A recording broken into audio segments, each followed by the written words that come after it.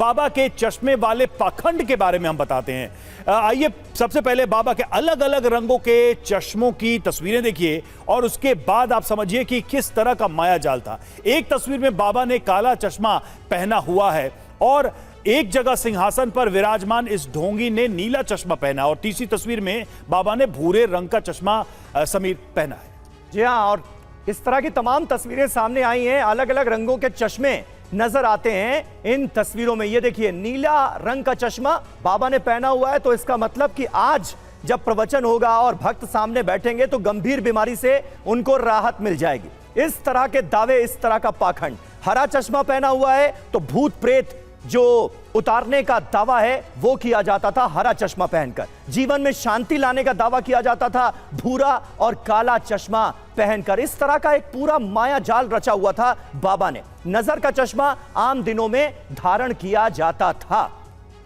तो इस तरह से दृष्टि पाने वालों की लिस्ट पहले से तैयार कर ली जाती। बिल्कुल बिल्कुल। और देखिए इस तरह से एक एक करके चश्मे, वेशभूषा, ये सबके मतलब थे। देखिए सत्संग में सबसे आगे बैठते थे ऐसे भक्त जिन पर बाबा दिव्य दृष्टि डालते थे और सीधे उन पर दृष्टि डालकर अपनी कृपा करते थे ताकि बाबा का पाखंड आराम से चलता रहे। और यहां पर सेटिंग हो जाती थी रवि। हाँ। जो आगे की लाइन में बैठे थे वो पहले से सेट होते थे, वो वही कहते थे जो बाबा ने उन्हें पहले बताया होता। बिल्कुल ऐसा लगता था कि पूरी स्क्रिप्ट के हिसाब से ये सब होता था ताकि लोगों को लगे, जो लोग आए हैं उनको ये आभास हो कि जो कुछ भी हो रहा है वो वास्तविक हो रहा है। सुमंत हमारे साथ इस वक्त हमारे सहयोगी जुड़े हुए हैं। सुमंत, एक सवाल यहां पर यह भी बनता है कि बाबा के सामने ना आने के पीछे की वजह क्या है? अगर वकील ने भी कह दिया कि वो दोषी नहीं है, पुलिस को भी उनकी तलाश है, तो खुद को आध्यात्मिक गुरु कहने एक भारत के एक नागरिक होने के नाते और पहले सरकार में सेवा देने के नाते क्या इस व्यक्ति का फर्ज नहीं है कि वो खुद आए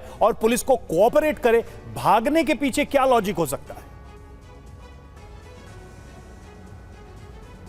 देखिए अभी जिस तरह से जितना बड़ा हादसा हुआ है तो मुझे नहीं लगता कि बाबा इस वजह से सामने आना चाहता है। लेकिन रवि, दो तीन बातें इससे जुड़ी और अहम है। अब से थोड़ी देर पहले हाथरस पहले अलीगढ़ गए और उसके बाद हाथरस आए विपक्ष के नेता राहुल गांधी। वो उन्होंने इस यहाँ हादसे के पीड़ितों के जो परिजन हैं उनसे मुलाकात की। मुलाकात के बाद राहुल गांधी ने भी भोले बाबा को लेकर कुछ नहीं कहा, सीधे तौर पे माना कि इस पूरी घटना के लिए राज्य सरकार जिम्मेदार है। इससे पहले आपने रवि, आपको याद होगा अखिलेश यादव का भी आपने बयान सुना होगा। अखिलेश यादव ने भी यही कहा कि अगर इतना बड़ा आयोजन था तो उसी हिसाब से राज्य सरकार को इंतजाम करने चाहिए थे। तो जितने भी विपक्ष के नेता हैं, चाहे वो अखिलेश यादव हो, राहुल गांधी हो, सीधे तौर पर बाबा को लेकर कोई सवाल नहीं उठा रहा है। हम लोगों ने पूछा भी कि क्या आपको लगता है कि इस पूरी घटना के लिए भोले बाबा जिम्मेदार है? राहुल गांधी ने एक शब्द नहीं कहा। अब इससे आप समझ जाइए, अगर आप आईजी की प्रेस कॉन्फ्रेंस को देखें तो आईजी ने यह जरूर कहा कि मुख्य सेवादार पे इनाम है, 6 लोग अरेस्ट हैं। लेकिन बाबा की बात आई तो उन्होंने कहा कि जरूरत पड़ने पर पुलिस भोले बाबा से पूछताछ कर सकती है। अब ये सारे क्रोनोलॉजी को अगर आप जोड़िए तो चाहे विपक्ष हो या सत्ता पक्ष, कहीं से भी अभी कड़े शब्द या एक तरीके से कहे सख्त एक लाइन जो है, हार्ड लाइन बाबा के खिलाफ लेता हुआ कोई नहीं दिखाई दे रहा है। अब इसके पीछे क्या सियासी मजबूरियां हैं, आसपास के कितने जिलों में बाबा के प्रभाव हैं, वो एक अलग विषय है। लेकिन आप इससे अंदाजा लगाइए। सही बात कह रहे हैं आप सुमंत। ना तो ऑपोजिशन के किसी नेता की तरफ से अब तक इस बाबा की गिरफ्तारी की डिमांड की गई है, ना एफआईआर में इसका नाम है, ना जब यूपी के मुख्यमंत्री प्रेस कॉन्फ्रेंस करते हैं तो इसका नाम लेते हैं। उनकी तरफ से भी बार बार साजिश की बात कही गई। विक्रम सिंह जी, ये एक सवाल यहां पर खड़ा होता है, कहीं इतना सब कुछ सामने आने के बाद भी ये बाबा बच तो नहीं जाएगा? क्योंकि जिस तरह का सख्त कानून इस तरह के तिलिस्म पर, काला जादू पर, अंधविश्वास फैलाने पर हमें महाराष्ट्र जैसे राज्य में नजर आता है, वैसा तो कोई कानून यूपी में है ही नहीं। तो इतना अंधविश्वास फैलाने की बातें सामने आना, ये तिलिस्म, ये मायाजाल, ये काला जादू, ये सब कुछ सामने आने के बाद भी क्या बाबा के खिलाफ कोई केस बनता ही नहीं क्या? अमीर जी, इतनी बड़ी दुर्घटना के बाद एक नहीं कम से कम 10 कहिए तो मैं अभी गिना दूं।